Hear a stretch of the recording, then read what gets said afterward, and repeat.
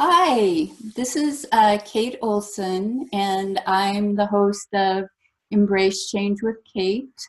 And we're here today. I'm here with Anna Rorhbough, and we're going to do a Soul Talk, which is Soul Talks are the video blogs on my radio website. And they are conversations about topics related to mind, body, spirit, wellness. And today we're going to talk about intuition. And in case you don't already know, I'm a hypnotherapist, NLP practitioner, Reiki master, and a life coach. And so that's where that interest in mind, body, spirit, wellness comes from. And I'd like to let Anna introduce herself. So go ahead, Anna. Thank you. Hi, I'm Anna. My last name is Rorhbough, so you said it just about perfectly. I am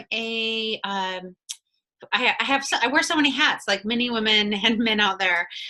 So I'm struggling with which one do I start with. I'm a leadership coach, a TEDx speaker, and a speaker coach as well. And so I have a heart for working with entrepreneurs, business owners, and people that really want to lead their life in a different way.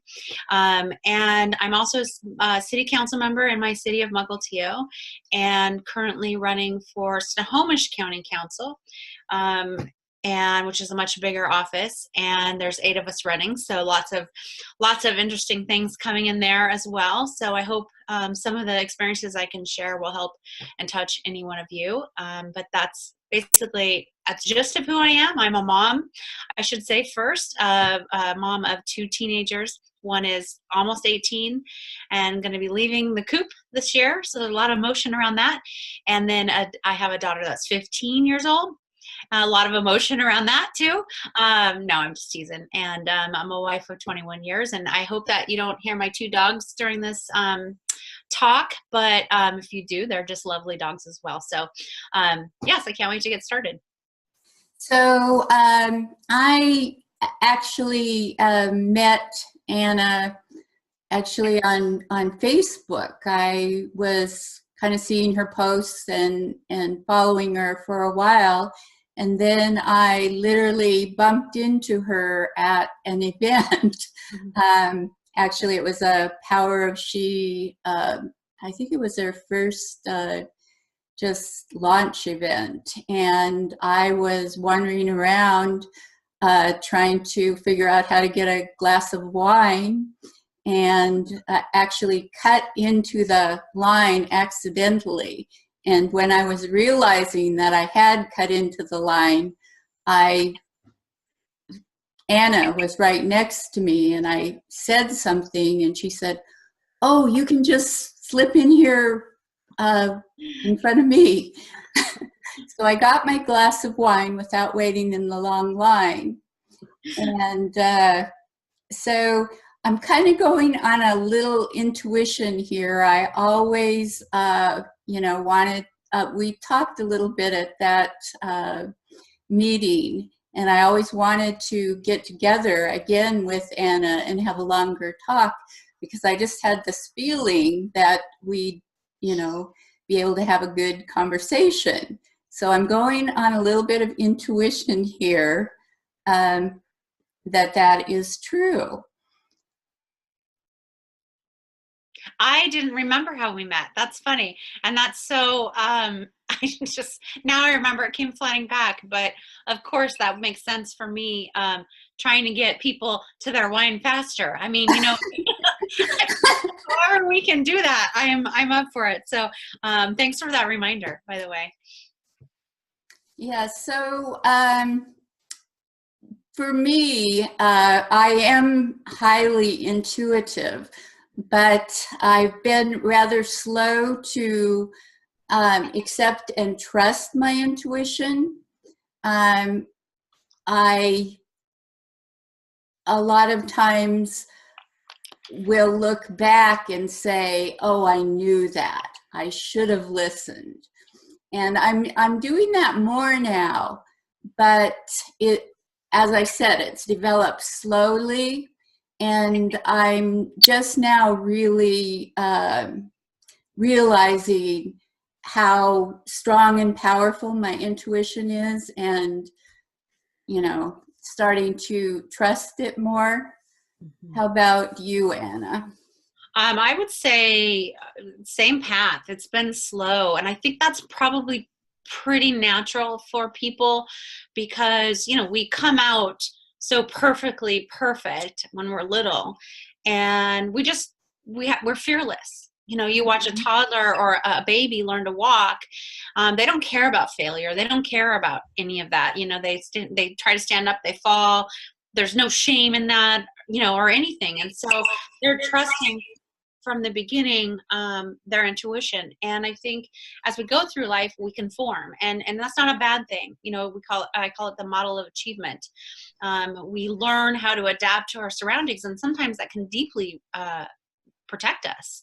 If you're in an abusive home or something, you become silent and you hide, and that's how you achieve, maybe just to move forward through the day, that kind of thing, right? So we learn these things and they become our beliefs and our belief systems underneath. So I think that on a much lighter level, I think that kind of becomes a part of us as we go through childhood and then into our young adulthood in our 20s is kind of just living in the world that we created because that's what we needed to create to live in our world.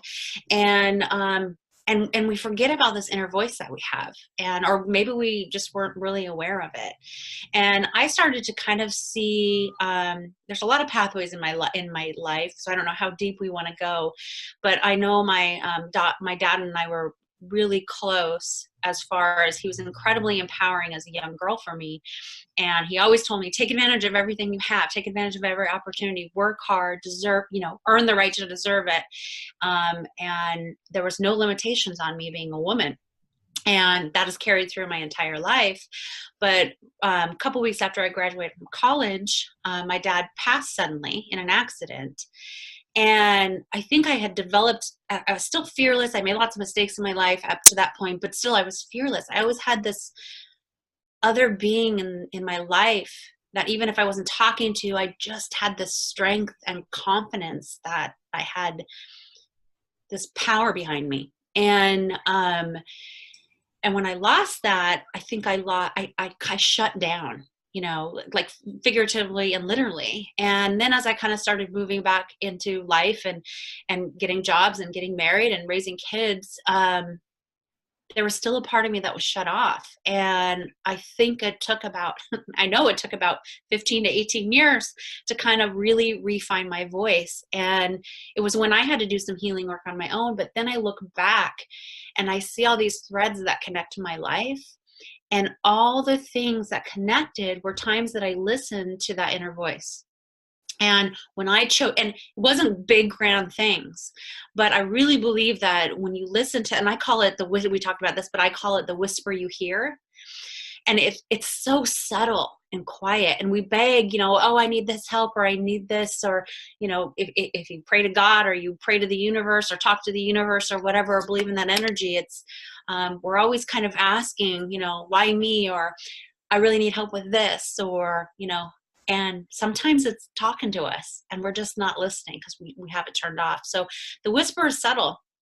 And then when we don't listen, it gets a little louder and it gets a little louder, and it comes up and it'll hit you over the head with either trauma, accidents, whatever. And that's kind of how I believe that happens. But when I look back, I believe every little whisper I hear, and I'll share some experiences if you want, led me to something I could take action on. So it wasn't a big thing. It wasn't like my life's purpose, but it was something I could take action on.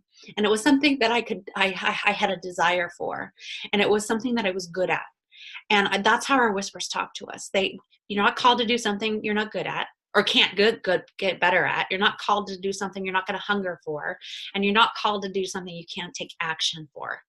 So, I've developed that now, and now I'm listening on a much bigger level, and it's showing up in the political realm, which I just had a council meeting last night. So that could be unfortunate for my well-being, but I'm being called to something bigger, because I'm listening, and I think it stops talking to you if you don't listen. So I know that now I've learned to trust that voice, and I'm not attached to the outcome. I mean, of course I'm attached to winning or the outcome of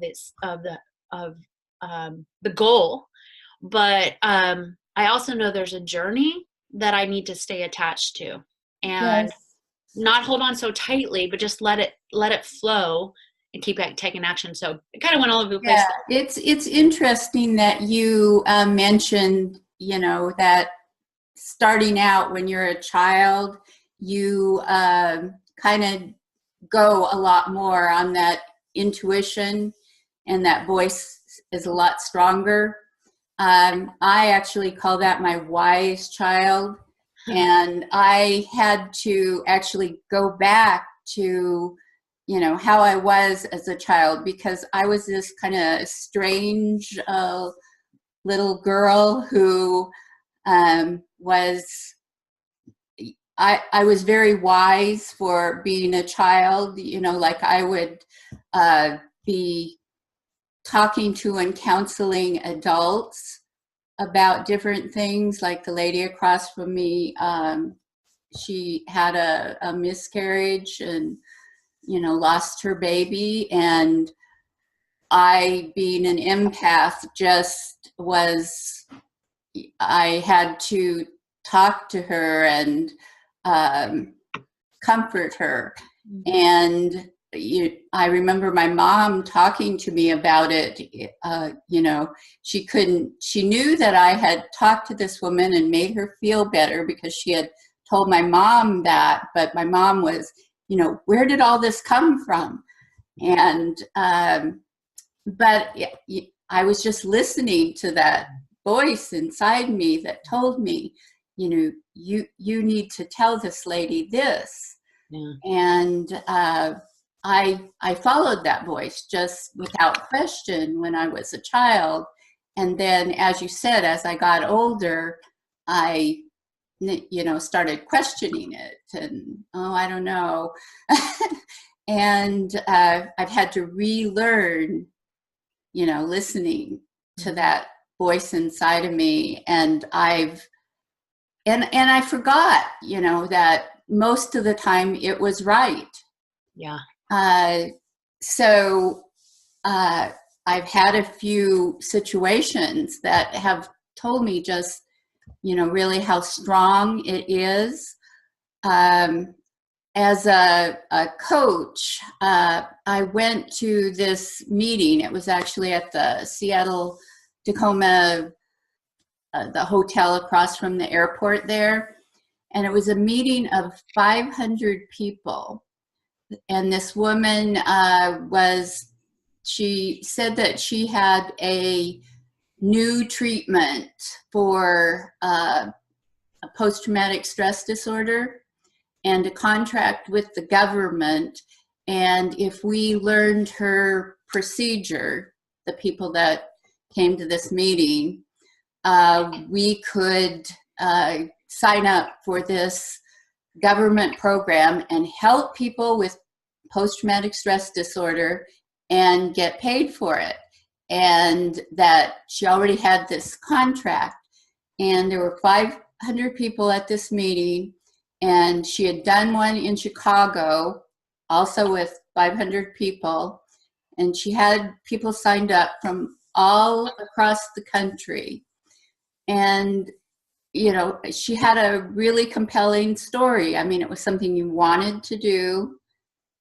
If you could help people suffering from post-traumatic stress disorder and get paid through the government, and all you had to do is take this training course, and she assured us that it worked. Why not? But when I went to the meeting, before I went to the meeting, you had to pay $1,000, and I signed up on PayPal on payments and just paid $250. And so when I went to the meeting, I just got this horrible feeling from this woman. Even though she was proposing to do something good, it was just like cold shivers. Mm. And so after the meeting, I could not go through with it. I actually had to, challenge the PayPal thing to get my $250 back. Mm. And I'm probably one of the only people that got their money back, because I still hoped what she was saying was true. Unfortunately, I could not tell, other people don't do this. But I just knew there was something wrong with it. Mm-hmm. And it turned out it was a big, huge scam. Yeah. So I'm trusting that intuition, even when there was nothing that I could point to and say, yeah, this is why I know this isn't right. Yeah. Yeah, I think actually, I think that brought up, I wrote several notes as you were talking, but to the last one I wrote, I'm realizing this as a council member now too, is that there's a truth that we all know. And so those other people probably heard a whisper or had that feeling, but there's this deep desire not to be wrong, or the other side is to be right, right? So I'm learning this.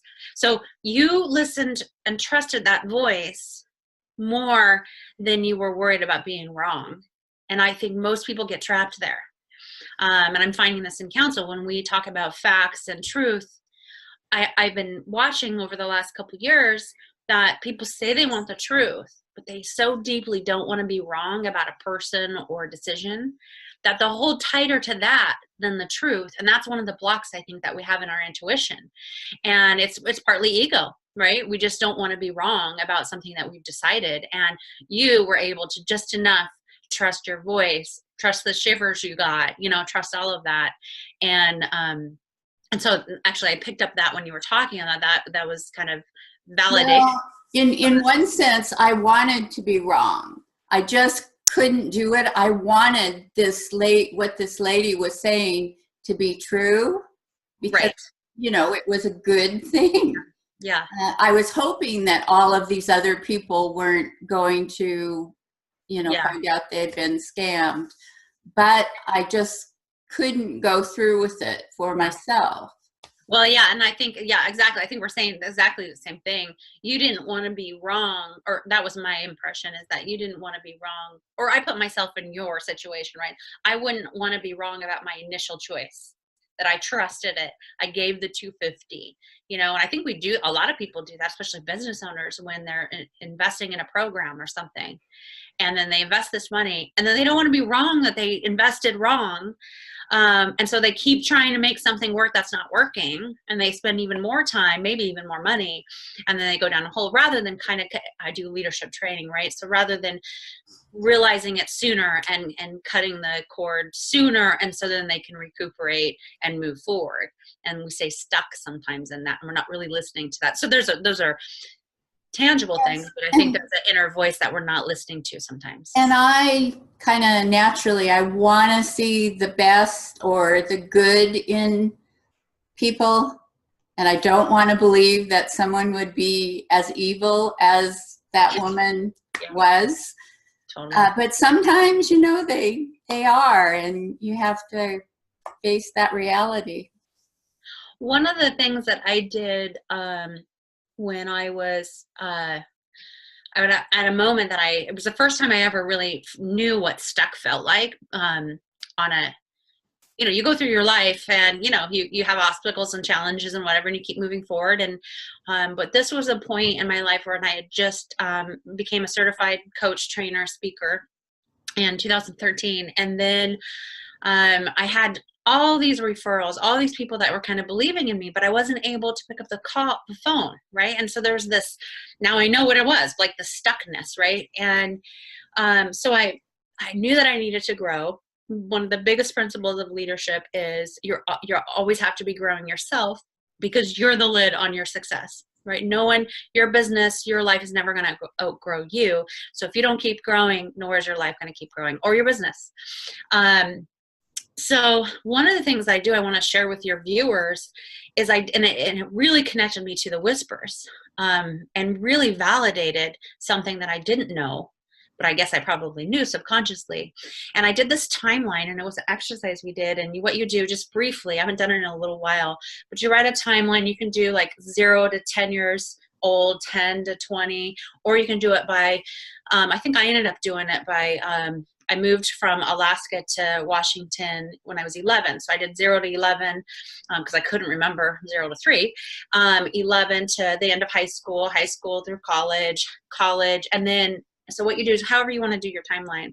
And then on the bottom, and you can do it lightly, other big things that happened. Like, my 2-year relationship in high school broke up here, or my dad passed here.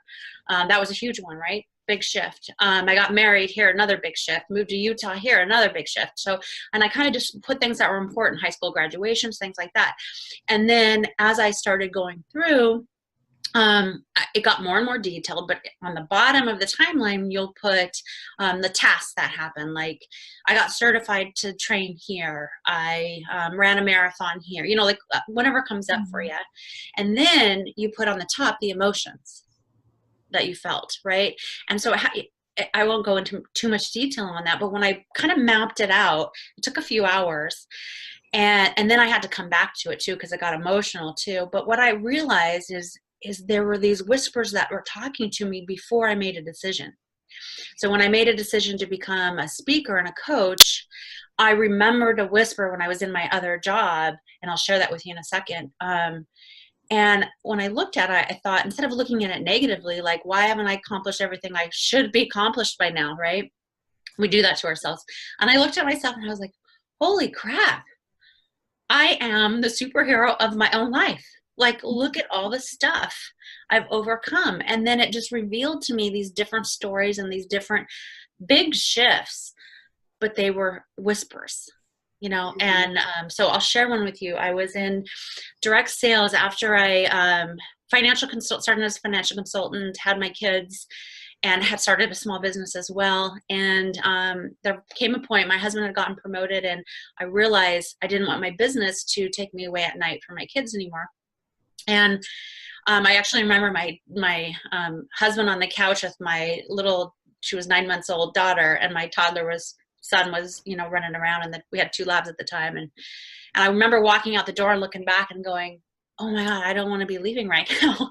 And so we made it work, but it only took about 6 months of being home, and we're not working for the first time in 17 years, that I realized, holy crap, this isn't as great as I thought it was going to be. Anyway, so I started running and doing all these things, but when I started it, and then I got into direct sales because I could still be at home. So I did that for 7 years and 6 years. And I remember one time towards the end, I knew it was time to leave, to go into something bigger. I didn't know what that was yet, but I could just feel the leadership was starting to crumble, and I wasn't inspired. I wasn't growing. My team wasn't growing because I wasn't growing. So I knew I needed to make a change. And I was sitting at this conference, and it was one of the biggest whispers I heard, because it made a huge shift in my life. But I remember sitting at this conference because I had gone there to try to get motivation to remotivate my team. And I also realized that there's no amount of outside motivation is going to change your motivation on the inside. So I realized that there as well. So I'm sitting there, my friend was super excited. We're in Dallas. And so I was like, okay, I'm just going to be present for her, not be negative, that I'm hearing the same things I've heard for the last 6 years. And you can hear the negativity coming out of me right now. This is a long time ago, but I remember putting my pen down and like leaning back. And all of a sudden, and I didn't hear it audibly, but that's the only way I can explain it, was this thought that came through my head. But it was so clear, and it said, you shouldn't be sitting here. You should be speaking up there. And I was like, so much fear about being a very confident, but speaking, scripting something and talking about it. Like, what? Who are you? Who do you think you are that you can go and speak up there? How is that even a desire in your head? All of that came like that, right? All the negativity. But I'm just sitting there still going, oh my God, what does that mean? So I didn't tell anybody. And I wish I could say I acted right away, but I did not, because all this fear was there. And I was safe in my little cocoon of what I had been doing. And it took about 9 months, which I think now is kind of funny because that's how long it takes to birth a baby, right? So, so it took about 9 months when I decided to finally make the change. And when I kind of opened up myself to that, and then I found the John Maxwell team, who I'm now certified and trained with. And then in that process, it took some time for me to be able to kind of walk through the fear of being horrible, right? Or failing. And I realized that you don't know how to do something until you do it. And you don't, John Maxwell would just drill it into us. He's 40 years in leadership training, one of the highest, he is the highest paid non-celebrity speaker out there. And he would say, if you only could see me when I started, because I was really, really bad. And, you know, that gave me confidence to keep trying to move forward. And so it also gave me confidence to walk through all that other stuff, all that other junk that was in the way, those who am I's, I'm not enough. And every single person I've ever worked with, and I'm sure you too as well, has that. It's the common thing that we all share. Are we enough? Who am I? And so I think those whispers guide us so we can reconnect to ourselves. I think we spend our whole life trying to get back to that 3-year-old child that was just free. That says, you know, I can walk no matter how many times I've fallen down or hit my head on the coffee table or yeah, much to the parents' chagrin. Yes. Yeah. So it's interesting that you mentioned the timeline, because we actually had a version of that that's it's a timeline process that you actually literally walk through. And it had a big impact on me as well.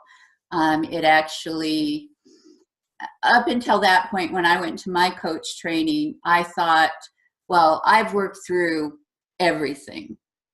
Yeah. I'm done. And I just need this coach certification to, you know, give me my cred.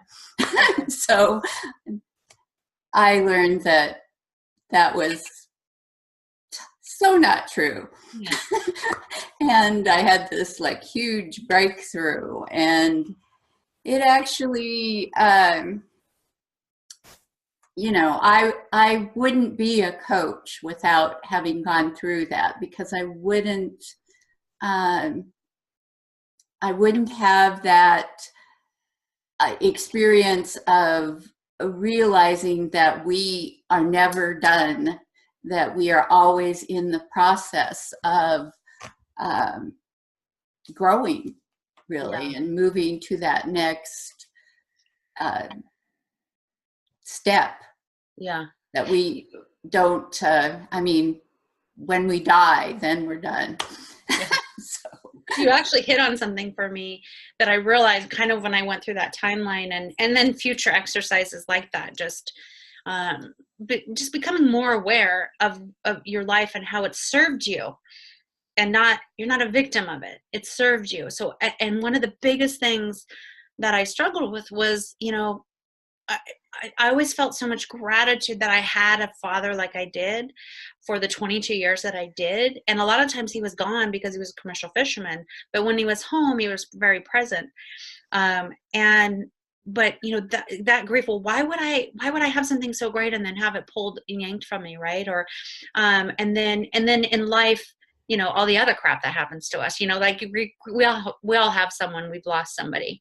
Mm-hmm. And, but I realized that if I had not had that experience, I would not be able to connect with people like I've been able to connect with people. And I can deal with other people's grief and loss. I can be so present with them. Mm-hmm. I'm partly an empathetic empath too, but I'm able to, I don't know why I can hold space for people. And that's such a gift for people, because some people cannot. And that's okay. That's not their gifting. And so when I realized that about that, it was like everything else I went through, you know, like other little instances in college or with boyfriends or with non-boyfriends or friends, our friends that aren't friends anymore, maybe, can be the biggest teachers. And so all those challenges and obstacles, they can do one of two things. They can keep you a victim. And I was being a victim of my father's death without knowing it, subconsciously, because I could never be as great as him. I could never, and when I realized that, I'm like, oh my gosh, I'm letting that hold me back. I'm actually being a victim because I don't like victims, right?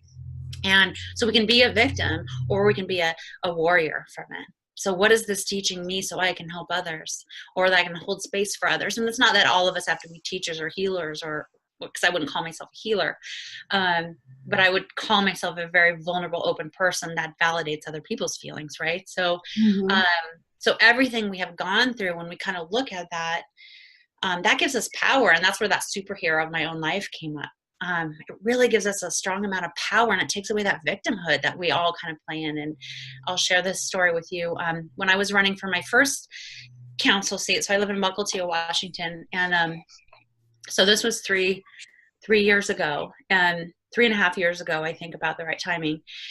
And Mukilteo Council is not a very big city, but I have some influence here, and I thought, I had just kind of heard this voice, like, you care about politics, and I was involved in the committee, and so kind of get involved. And I remember my husband and I were walking into an auction, so we were all dressed up. And this was about even 5 months before I even filed to run. But I kind of knew I was moving that way. And so I was talking to him and like, yeah, I think this or that or whatever. And then all of a sudden, as we're walking into this event, I stopped, and all this just fear just kind of like washed over me, right? And I just look at him and I go, who am I? You have had this long corporate career, like you built your in construction, worked your way up. Now you're this like VP, and then I've had my own business, but then I was a mom, and I was downplaying everything I did. And I was like, I don't have all of this. How are people going to trust me? And I don't have credit. You understand the spiral. Everybody listening understands that spiral. I'm like, da, da, da, da. Who am I? I'm not enough. Probably took me 20 seconds to say all that. And he just stopped me and he goes, Anna. And those of you in Washington will get this. He goes, you know who Patty Murray is, right? And I go, well, yeah. And he goes, what was her platform? And I said, well, a mom in tennis shoes. And then all of a sudden, this burden lifted off me, and I was like, and I looked down at my shoes, and I'm like, I got better shoes. I had really cute heels on. And it was all I needed to walk through that, So I think we learn to trust those whispers because we don't have 10 people. We don't even have 5 people. But in different instances, we have one person that we can borrow belief from. And I think a lot of times we think it has to be this person, and this person has to be everything. The only person that can be everything for everything is you. And if you have a connection to a higher power or whatever you believe. But so for me in that moment, it was my husband that stood up for me, and I could borrow belief from. So when we get in that, in order to learn how to trust our intuition, we have to, first of all, be careful who we tell it to. You have to guard that and let it incubate. It's like putting a seed in and then like pulling it right back out. You got to put a seed in there and plant it inside of you. Let it take a little root inside of you, have room to grow before you're going to put it outside. So people are going to be, and when I say pulling it, meaning like they're going to be criticizing. Oh, that can't work because of this. In my current race that I'm running, there is people that just don't believe I have a chance in hell. Right. And so I incubated it first, and then I went to an inner circle who I knew had a passion for what I was talking about, had a passion for this county, and then let them help me take root, get it rooted even more. And then now that it's out in the greater public, that's all right. You can attack me however you want, right? Or you can attack my beliefs, or, politics is kind of a nasty game, actually. So you have to let that take root. And I think that's sometimes where people make mistakes, is they tell somebody that they have to be careful who they tell. It's not that you can't love and honor them, but sometimes we tell a little too fast. And then we get that quick criticism, which people usually don't mean harm. And then we let it die because it's easier. Oh, you're right. That's not going to make sense. Right. I had that when I ran my first marathon. I ran 6. It's been a while, but oh my gosh, why would you do that? It takes so much time. You have 2 little kids at home. That's crazy. Constantly from these other moms. Oh my God, that's crazy. And then I got hurt. My knee hurt the first time I did a 10K, which is 6 miles. Oh yeah, you must be done now. Oh, it's so much energy about helping other people quit. And I was like, no, I'm not done. I'm determined. I'm going to do this. And so I kept listening to my voice rather than listening to other people's voice. So kind of went off again in anyways, but Well, uh, yeah. that's good. That's what we have to do is learn to listen to that voice. And I'll have to say I was right. My intuition was right. I think Anna and I could probably talk for a couple of hours here on this uh, topic, and it also reminds me of that night when I met Anna, and she actually spoke at that event, and she got up on the stage and she got talking away, and then Tracy, who was the host that night, was grabbing the microphone back, and Anna was saying, well, you gotta learn better than to give me a mic. But anyway, these soul talks are, although as I said, we could probably talk for a couple hours. They're meant to be fairly short, and we have actually gone over our targeted time. And so, before we go, do you have one quick, bit of advice that you'd like to share? During my TED talk, what came up when I was developing that, what came up for me is nothing matters more than your belief. If you believe something, nothing else matters. And so you could watch that. It's TEDx. Just Google my name and TEDx, and it'll come right up. But what you believe matters most, and if you focus on that and put people around to help you build on your beliefs, you're indestructible. Okay, I would say that is true as long as you, from time to time question those beliefs and make sure they're coming from the right place. Source, correct. Inside Yeah. of you. So anyway, thank you for listening today, and I hope we, shared something of value in our little soul talk here. Thank you, Anna, and we'll talk again soon.